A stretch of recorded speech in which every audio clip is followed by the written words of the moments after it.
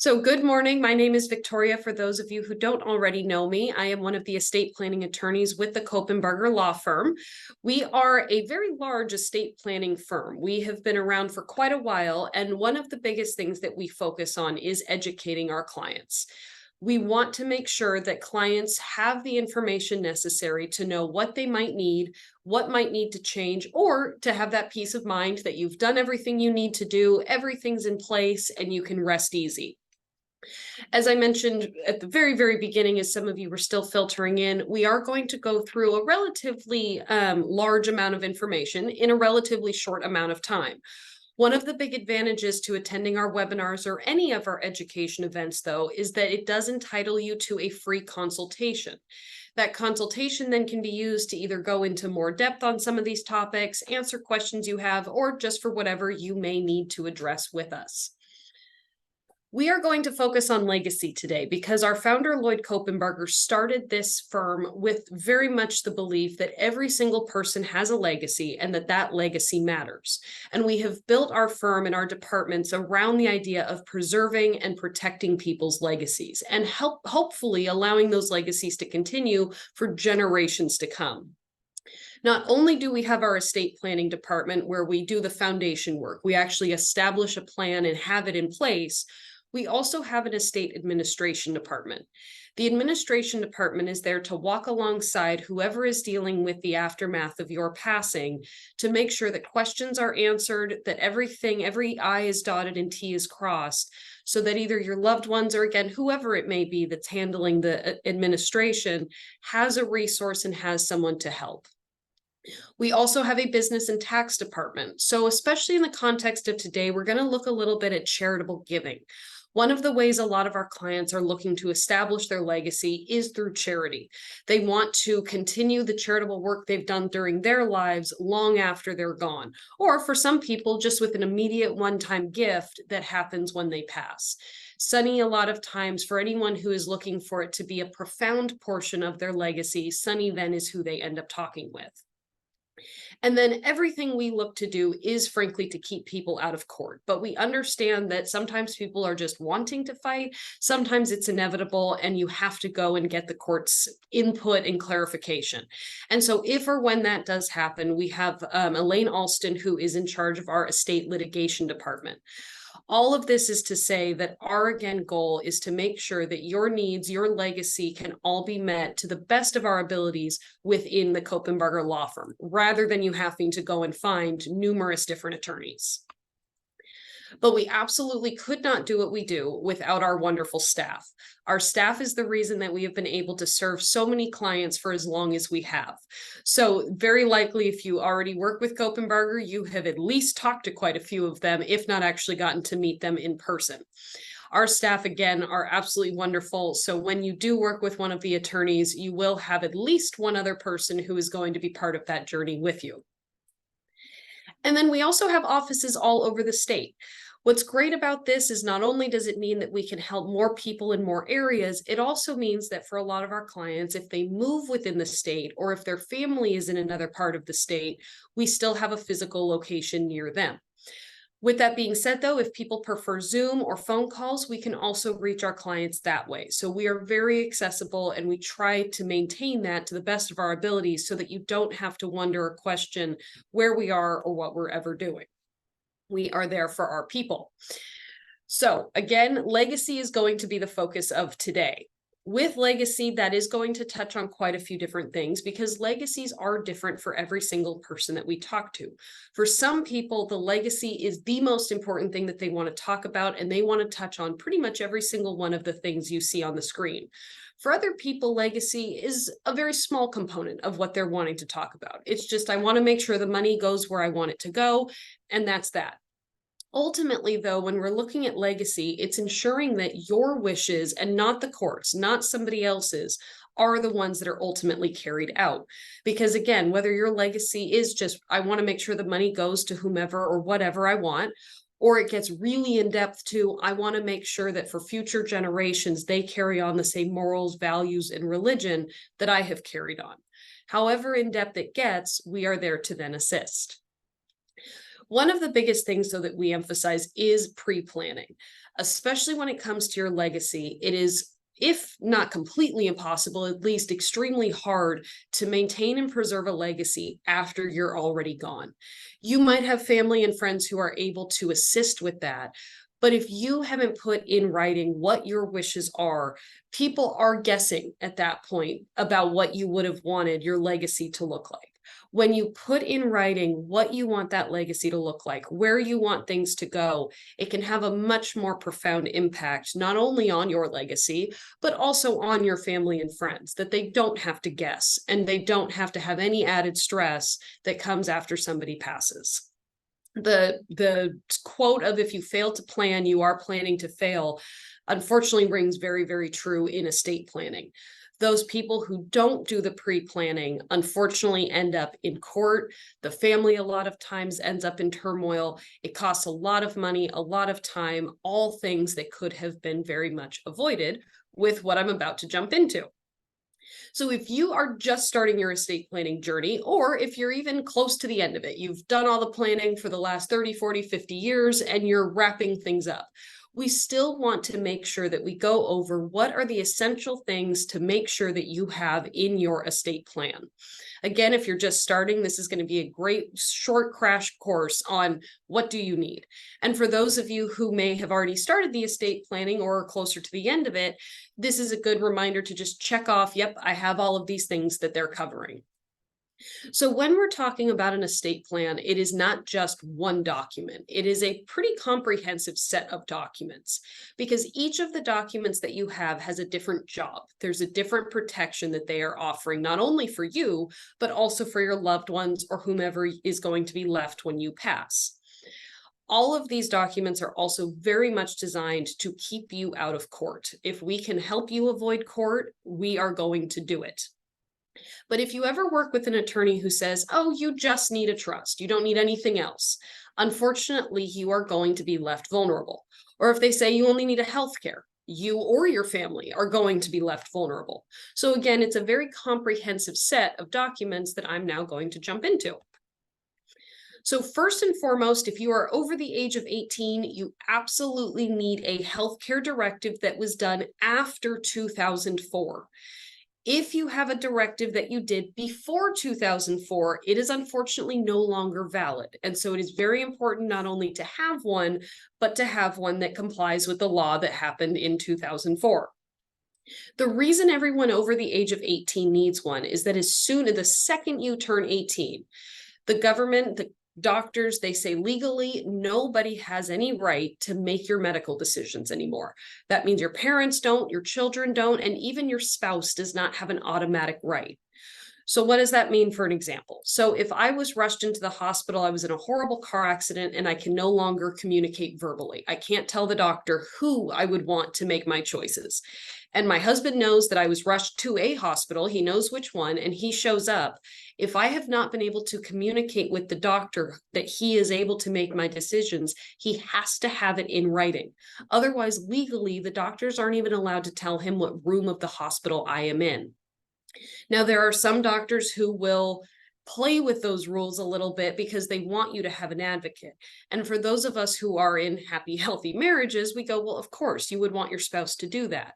But that is not the case for every person. And so if a doctor has unfortunately ever been sued under privacy laws or violations, they do not waiver on this. Because again, not everybody wants their spouse or their child or their parent to automatically know or make their decisions.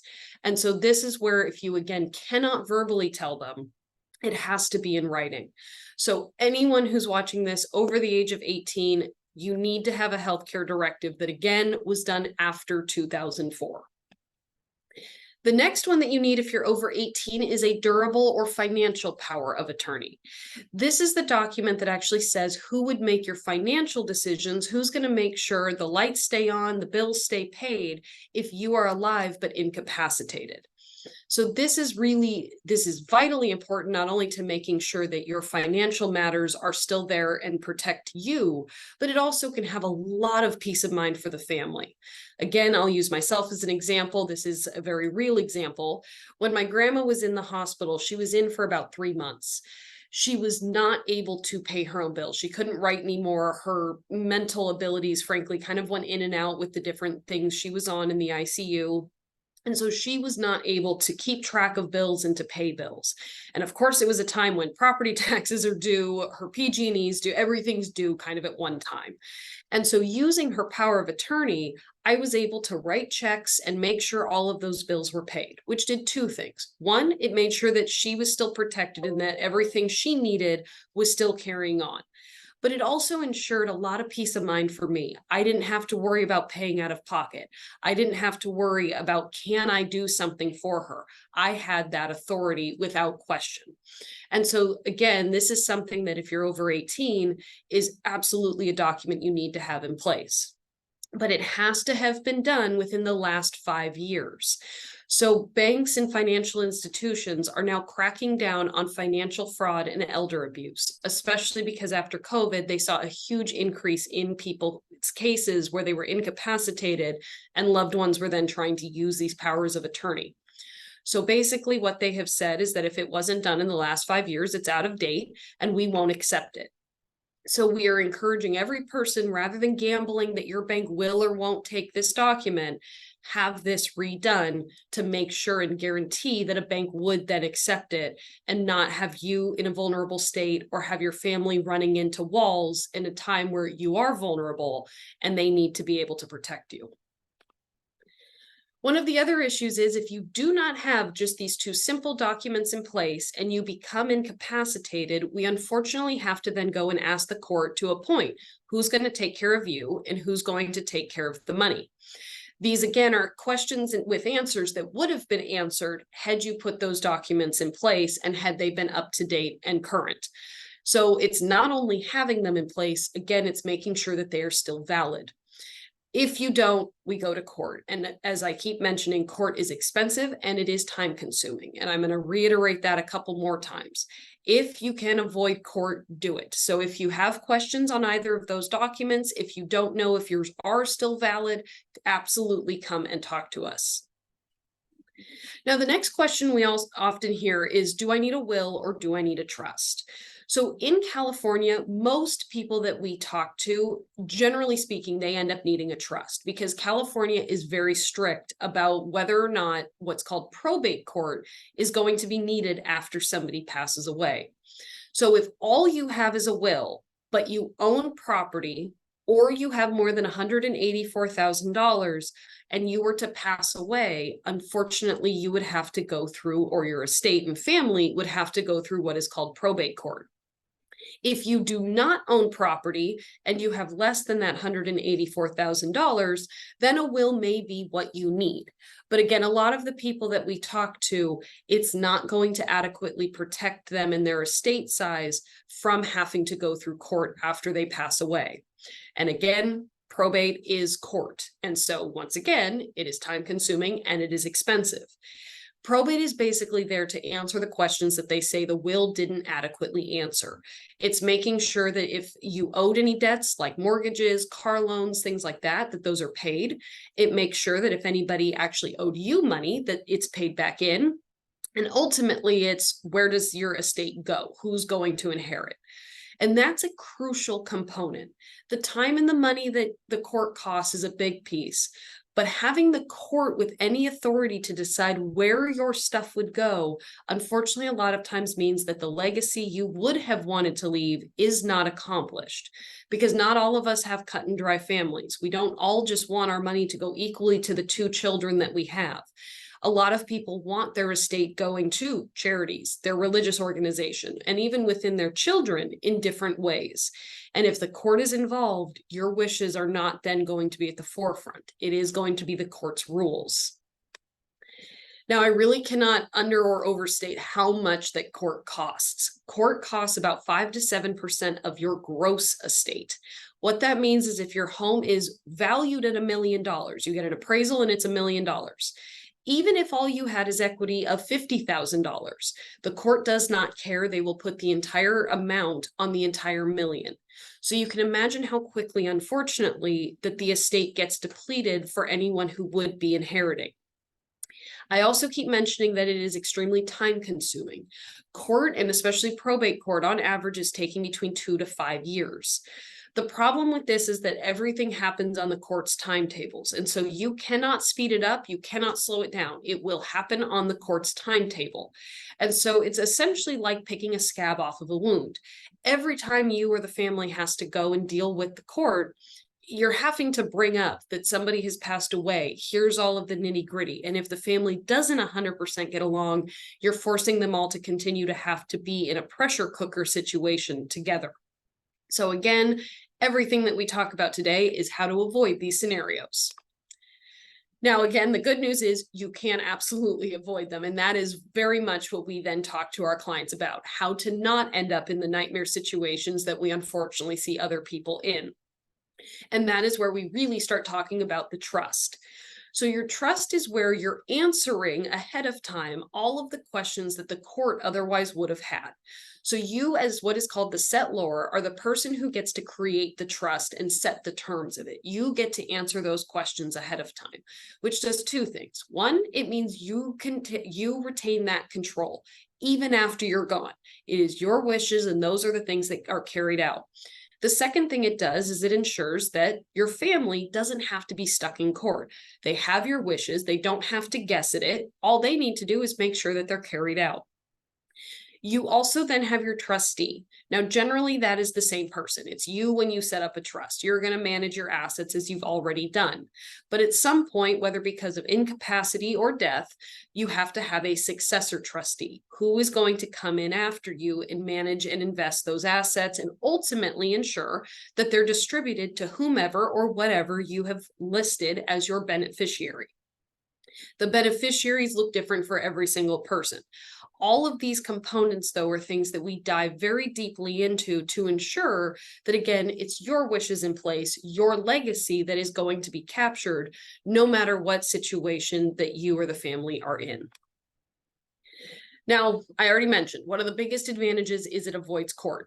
But the other piece is that it allows for a lot of tax protections that the court otherwise wouldn't. A lot of people assume that estate planning is just for the uber wealthy 1% because they hear estate planning, especially in movies and things, and it's often dealing with people who had multi-million-dollar estates. And so a lot of people, especially when we bring up taxes, go, that's not going to apply to me. Two things on that. One, estate planning is for every single person. It does not matter if you have $1 or you have $1 billion. In some way, shape, or form, you need an estate plan, whether it's a healthcare or it's the full gambit of what we can offer. The other piece, though, is that unfortunately, taxes impact all of us in one way, shape, or form. That might be income taxes, capital gains taxes, property taxes, what's called the death tax. There are a lot of taxes in our lives. Most of us hate them.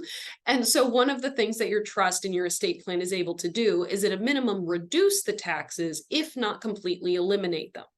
So there's a lot of other things that we can do within your trust that we otherwise would not be able to do.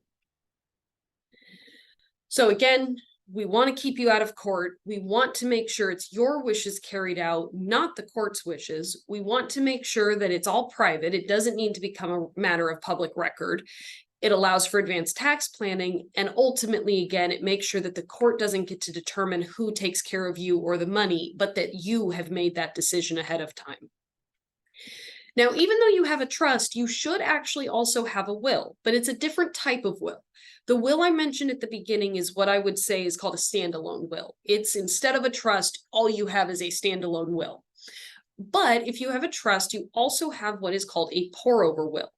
A pour-over will's job is to say that it's an asset safety net. So one of the only downsides to a trust is that after it is established, you still have a little bit of homework. The homework that you have is to ensure that certain assets are put into the trust. Generally speaking, the assets that need to be in a trust are your pieces of property, checking accounts, savings accounts, and non-retirement investment or brokerage accounts.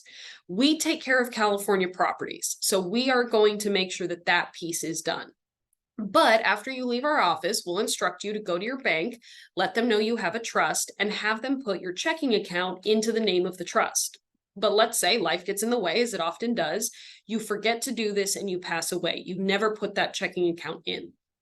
and that checking account had $200,000. Ordinarily, that's an asset that would have to go through a full probate. It would have to go start to finish through court. But using this pour over will, it is telling the court, no, we still have to go to you. We still have to get your permission, but we're having it given back to the trust. You don't get to control where it goes. You don't get to have a full say. You have to give it back to the trust. That way, again, ultimately, your wishes are the ones that are carried out. And then the other piece that we talk about, forgetting the finances for a moment, is the emotion side of things. This is the emotional piece of the legacy conversation, at least the start of it. One of the powers that we have in our trusts is that you have the ability to use what is called a memorandum or a letter of instruction. This letter of instruction, for what I'm going to talk about right now, is extremely valuable in the distribution of your personal things, your stuff, that stuff that fills storage units, garages, cabinets, drawers, all of your stuff.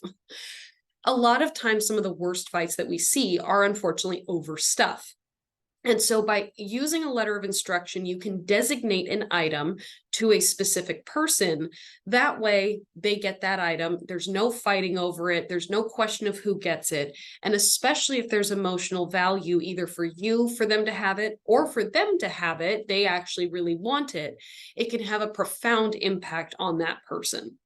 A lot of times what we hear from people is, my kids don't want my things. They say, just get rid of them, donate them. We don't want it. And 99.9% of the time, that is very true while you are still alive. But the second that somebody passes, their stuff becomes them. And so at that point, unfortunately, people start to fight over things because now they don't have mom, they don't have dad, they have that shirt that they remember mom or dad wearing. And so a lot of times, even if you hear your kids say, I don't want something, if you think there's even a chance that they would emotionally attach to something or that you really think would be of value to them emotionally, write out a letter that says, again, what it is and who it goes to. All you need to do if you have one of our trusts is then sign and date it. You don't need a witness and you do not need a notary for that. So you can do as many of these as you want, whenever you want.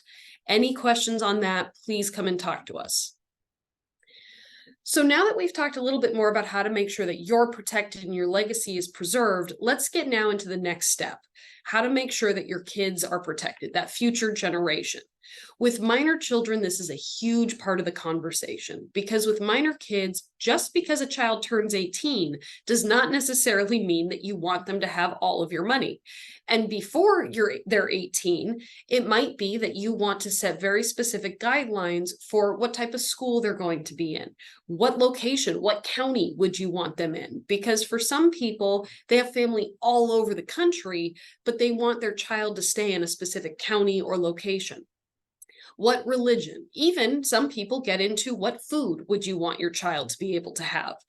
There are varying degrees that people can put in place as far as the different instructions and rules and guidelines that they want. But for your minor children, we absolutely want to make sure that there is something. Because if, God forbid, you passed away before they were 18, we want to make sure that there's no question on who would take care of them. There is no question on, do they have financial resources, if there were any available? And what could those financial resources be used for? The other piece with minor children, as I mentioned, though, is that just because they hit 18 doesn't necessarily mean that they are mature. They might be seen as an adult, doesn't mean that they have the know-how to understand how money works yet. Some people at 18 are very frugal, they understand it. Other people, it feels like it takes a lifetime for them to get to that point. So one of the things that you can put in place is what we call a minor's trust. A minor's trust allows you to extend distributions beyond the point of 18. What that means is you could stagger them. You can get a small amount at 18 that you could go and spend, maybe some more at 21, 25. You can pick designated ages. Maybe it's that you don't want them to have any management until they're 25. You want it to be managed on their behalf, where it can still be used for them, but they don't have that spending ability. Maybe it's that you want it only used for college or trade school or any kind of advanced education until they reach a certain age, and then they can have it. All of this is to say there are a lot of different options. And so if you have minor children, or even if you want to talk to your kids about their children, this is something that we can absolutely help with. Another very big part of the conversation for people is anyone who has a beneficiary that has a special need. This is not only for minors, this can be for any age child or beneficiary that you have. Special needs planning allows you to do a lot more for your child or whoever has that special need than otherwise is available. A lot of people, especially parents that we talk to with their children, are very concerned that if I leave an inheritance to my child directly, that they would then lose any government benefits that they have. If you leave it without any planning, that is absolutely what would happen. If you leave them an inheritance that triggers then them to lose their government benefits, trust me, the government doesn't play around with that. They would lose their benefits. But by utilizing a special needs trust, you can not only leave them an inheritance, but they can also then keep their government benefits. A lot of people then that I talk to go, well, what if I just leave it to my eldest child to take care of my youngest? My youngest has special needs, my eldest doesn't. I'm just going to give them the money. One of the most heartbreaking conversations I ever had was with, it was a sister of a special needs beneficiary. And the sister and the special needs beneficiary also had another brother. And the parents had left that brother the money with very much the intention that he would then take care of his special needs sibling. He unfortunately received the money and then chose not to. He ended up having other bills of his own. He had other goals in his life and he wanted to use that money for himself.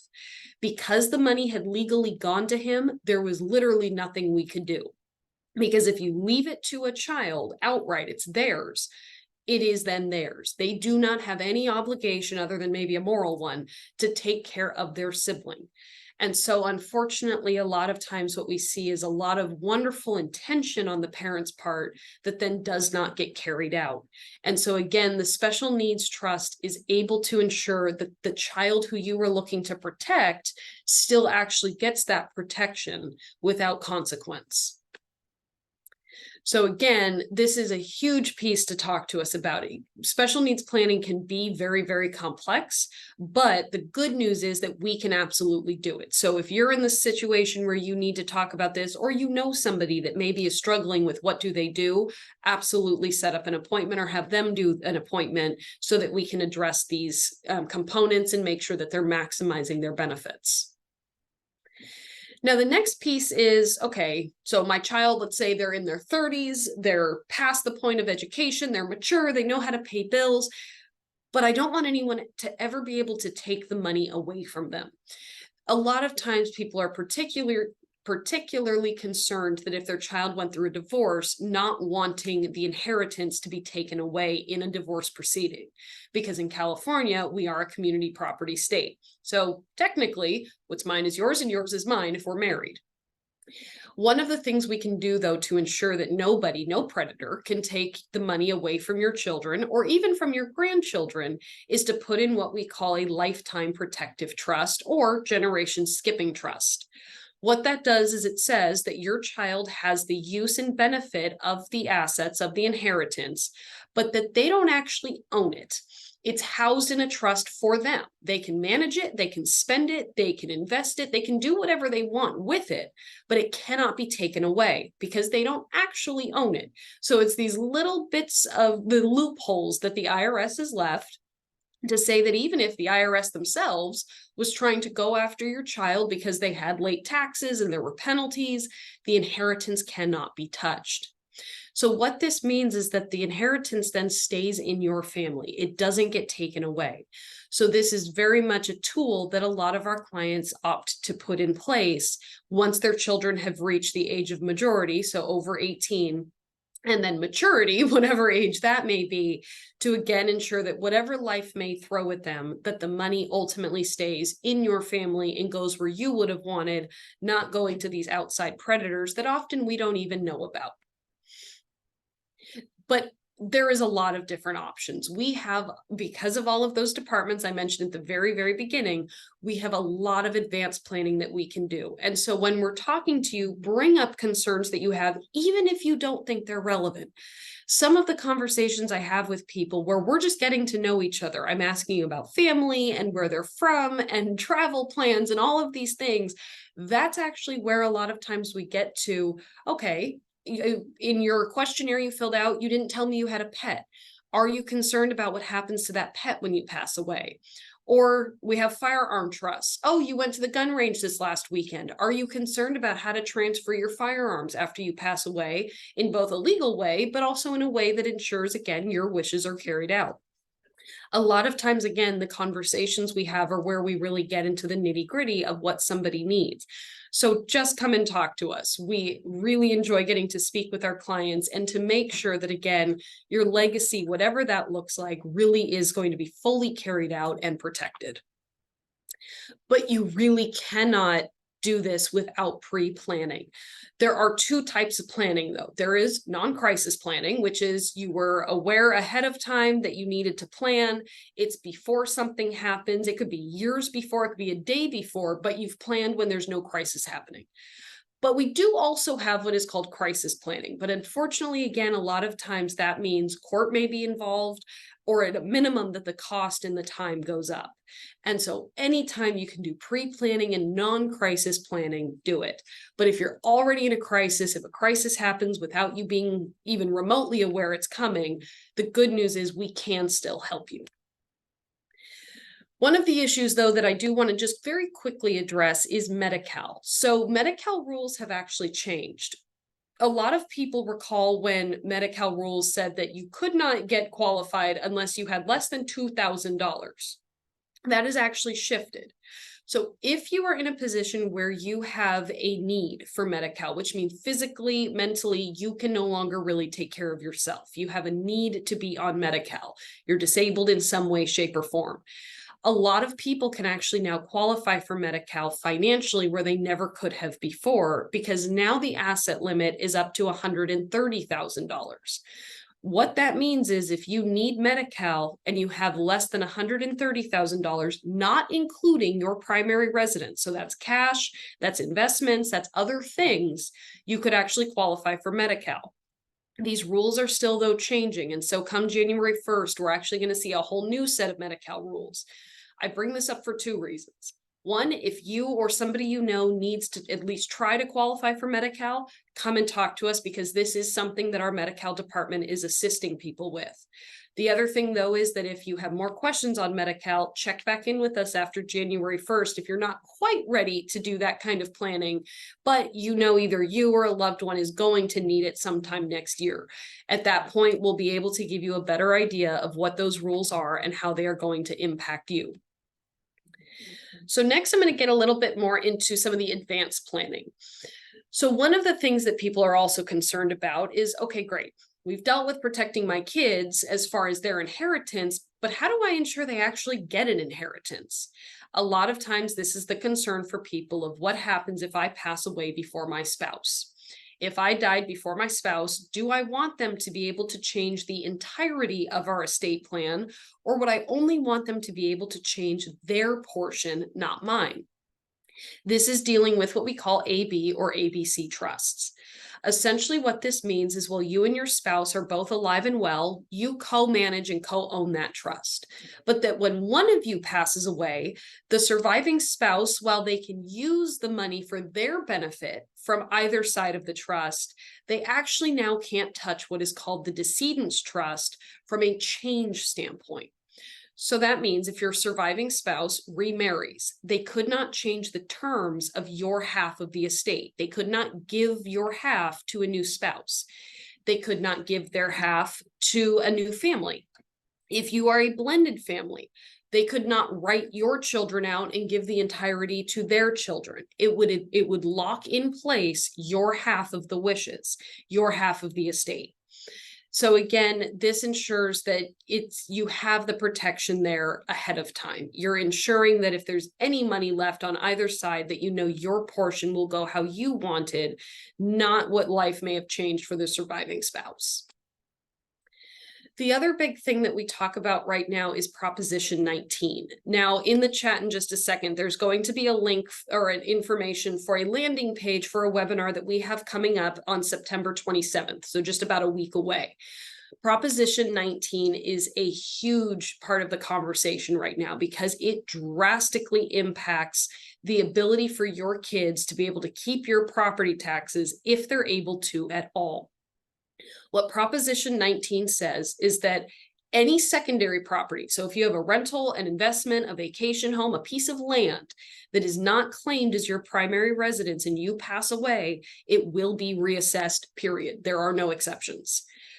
The other issue is the only way your primary residence can take or can keep your property taxes is if a child, so nobody else outside of a spouse and a child, but if a child inherits it, only so long as they claim it as their residence and live in it indefinitely. If they own it for 5 years and then turn it into a rental, it does not matter that they've already had it for 5 years. It will be reassessed as soon as they turn it into a rental. The good news, though, is that we can still do some protective language to ensure, or at least up the odds that your kids could keep your property taxes. And that is by using what we call right of first refusal language. So if you have more than one child, if you own a primary residence and you have questions on how to increase the odds that your kids could keep your property taxes, absolutely come and talk to us. The reason I'm bringing up that other webinar, though, is that it is going to go through not only additional information on Proposition 19, it is also going to start talking about ways that we can fix this, hopefully undo some of the damage that this proposition has done. This proposition was very much presented as a positive, but what we have seen as the results have very much not been. So to get more information on that, please tune into that webinar next week. Now, another way that, especially for people who have charitable intent, can help preserve, protect, and maintain a legacy is by using what we call charitable remainder trusts. Charitable remainder trusts are more advanced ways that you are able to plan and ensure that your charitable giving needs, your charitable giving intent carries on long after you are gone. This does a few things. Not only does it help preserve your legacy, but if we do have any advanced tax concerns, this can be a phenomenal way to address those. Ultimately, we want to make sure that the money goes where you would want it to. And especially if you have more advanced tax concerns, this can very much prevent or at least reduce the odds that the government would get any additional taxes from your estate. So if you have questions on how to leave a charitable trust, how to set one up, absolutely come and talk to us. This is very much advanced planning and something that not just any attorney is able to do. This is why we have our attorney, Sunny Boren, who's able to do this kind of planning. She has many advanced degrees and is in fact a CPA as well. And so charitable giving not only can be done in your regular, just revocable trust, but for those who really want it to be a cornerstone portion of their estate planning and their legacy, you can do additional planning, more advanced planning to really capture those wishes. Now, going a little bit back to the emotional side of things, again, I really cannot state enough that this is such an important piece of the conversation. When you're looking at especially what can you do for your family to leave things in a way that they have that emotional legacy, a lot of times then we start talking about things like your social media, even your iCloud. Do they have access to photos that you have taken? Do they have the access to your phone password? After my grandma passed away, when we were looking to tell her family or other family and friends that she had passed, it was so important that we had her phone that we could unlock, because that was just such an easy contact list to work off of. It was people that she loved, that she had in there, and we didn't have to go and hunt for anybody. We had it all literally at our fingertips. Things like email accounts. These different pieces that a lot of times people don't unfortunately think about until it's too late. These are the things to put into place now. So for some people, what they'll have is they have their passwords in a secure location. Some people have already given that information to their loved ones. Some people have given it to us to keep locked and then tell the family to come and talk to us. There are varying different ways that you can do this, but I very much encourage you to start that sooner rather than later. Another big piece, though, to talk about really quickly is cryptocurrency. For those people who do have cryptocurrency, so Bitcoin, I know there's one called Dogecoin, there's a lot of cryptocurrency out there nowadays. It is very, very important to make sure you have a way to transfer that asset. It is still, as of today, considered personal property, though. So even though it does have a dollar figure, it is not going to transfer how your cash or your property would. It is going to transfer how your stuff would. One of the biggest issues for people with cryptocurrency is that they have a very specific key, and that is the only way to access that asset. And so it is very, very important to make sure you have that key or whatever it might be in a place that somebody would be able to get to it. Otherwise, it is lost. And because it transfers like stuff, the court really doesn't deal with it and they don't really want to deal with it, at least not as of today. So any questions you have on that, absolutely, again, we can address. Now, going back to that letter of instruction, if you have done a trust with another firm, it is really important to make sure that you do have this power. Because if you leave your stuff through a memorandum, but the trust did not give you the power to do so, it then will not have the same effect. In fact, it likely won't be upheld at all. And especially if you have a family that has any interest in fighting, they, I guarantee you, are going to then challenge that. One of our worst fights we had was over a pasta colander. And I know that sounds ridiculous to anybody who hasn't been through an emotional turmoil over a thing, but literally we had 4 siblings who all lawyered up, all to fight over a pasta colander. If you have a family like that, that is more tumultuous, that doesn't necessarily get along, and at times wants to fight, it is very important to not only, if you have this power, utilize it, or if you don't have this power, to make sure that you end up with it before you try to write these letters that won't be upheld and can lead to fighting. So again, if you have any questions on this, this is something that we are more than happy to talk with you about. As I mentioned towards the very beginning, by attending this webinar, you are entitled to a free consultation. And so it does not cost you anything to come and talk to us about how to leave these letters, what to include in them, what to ensure that is said, or even sometimes not said. What can you do to ensure that your family and your loved ones have what you need or have what they need to carry out that legacy? Now, maintaining the legacy is a big part of it. So this is where I mentioned again at the beginning that for some of you, you might have already started your estate planning journey and you might be close to the end. You may not, and I don't mean of life, I mean, you may not have many changes that are now needed because of just the period in life that you are. Your kids are all grown, your grandkids might all be grown. Things are just very much maintain the status quo. There's not much now to do. But it is still important to come and check in with us. We recommend that people check in with us every 3 to 5 years. The reason for that is that as your life changes, your estate plan needs to change as well. One of the biggest periods that we see people need to come and talk to us is when their minors become adults, because at that point, a lot of times the conversation becomes, do you now want your children to be part of the decision-making process? Do you want your beneficiaries now to be updated? So that is one of the probably largest times that we see people need to come and talk to us. But anytime life changes, just come and check in. Again, by attending any of these education events, you get that free consultation. So if you're wanting to talk to us and you don't want it to cost to come and ask some questions, jump on one of these education events. Another one that I want to touch on really quickly is if you refinance a home. One of the things I ask all of my clients when they come back for a review is, have you refinanced since you saw us last? The reason I ask this is a lot of people are under the impression that when we had first set up their estate plan and put the property in the trust, that it just stays there.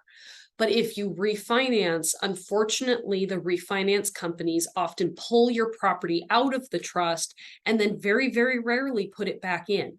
I think I've only talked to one person at a refinance company where they will actually put the property back in the trust. More often than not, they do not take that step. And so you may be walking around unprotected without even knowing it, or at least your property might be. So this is where we talk about it, and we can even double check to, again, make sure that those I's are dotted and T's are crossed. A few others to just quickly touch on. A big one is if you have either gotten married or gotten divorced. If you have changed your marital status, it is very important to make sure we look at your estate plan, both for the positives of great, you got married and you want this new spouse included, or on the other side, you've gotten divorced and you do not want them in charge of your medical decisions and you do not want them inheriting from you anymore. Another big one I already touched on a bit is changes in health. If your health has changed, if a loved one's health has changed, and you are now concerned about how do I ensure they're protected? How do I ensure I'm protected? How do I ensure that we can afford this kind of care that's coming down the pipe? We can then talk about those things as well.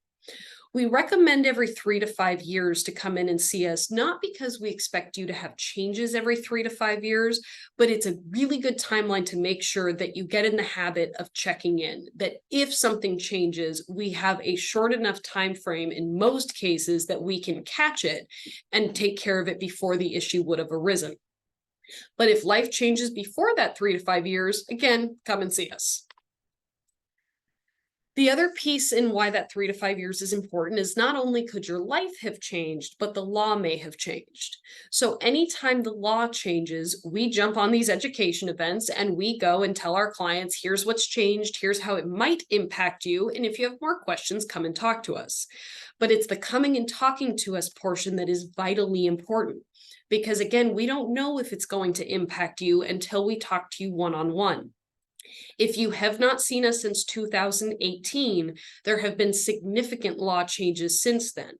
And your trust very likely then does need some amount of updates to ensure that you or your loved ones will be protected under these new laws.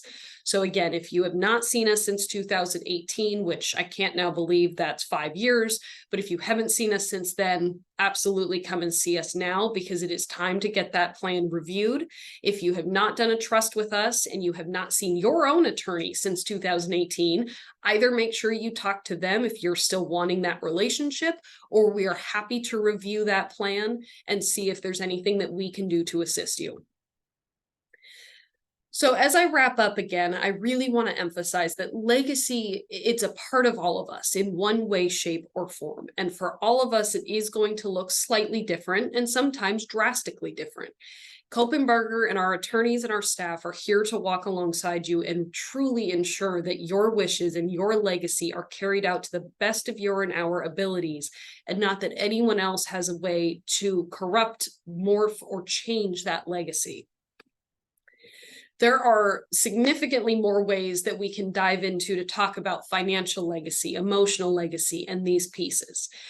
If it is something that goes beyond your estate planning needs, if you need a financial advisor, a CPA, a real estate agent, people who go beyond the estate planning realm, the great news is that we have a phenomenal network of other professionals that we can also connect our clients with.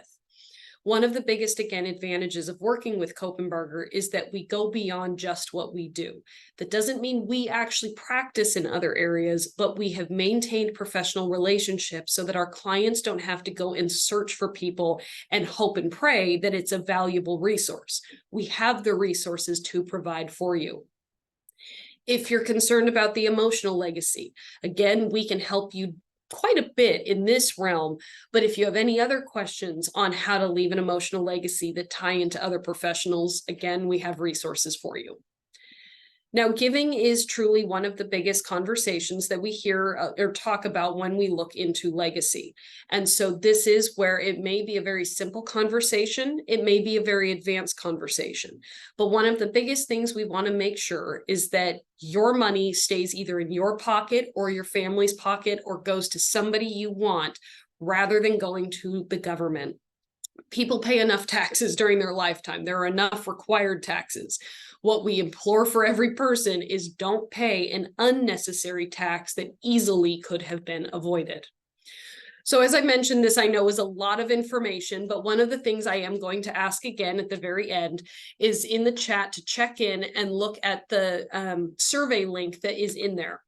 This tells us if we covered what you were hoping we did. Did this address what you needed? Did you need more information, or did we hit the nail right on the head? All of this, though, is absolutely here for you. We have this recorded. It will be posted on our website. So if you want to check back in on this specific video, if you want to watch any of our other ones, we have a free video library that is at your fingertips, because we really do want to make sure you have the resources needed to plan when you can and avoid all of those unnecessary legal situations that we unfortunately see others fall into. So we are very much here to help walk you through this journey, to carry along with this journey, and to walk alongside you, and to make sure that you really do have that peace of mind, that sigh of relief when you know you have all of the things done and your family is going to be protected. All right, we have been around for just a little bit of background for any of you who are newer to Cope and Barger. We have been around for just over 44 years. And so we have been doing this for a long, long time. Some people don't want to start their estate planning yet because they don't have all of the questions answered. What I'm going to say is, again, come and talk to us. It is never too soon to start the estate planning conversation. And because we have been around for so long, we a lot of times can have creative solutions and ideas that you may not have been able to think about yet.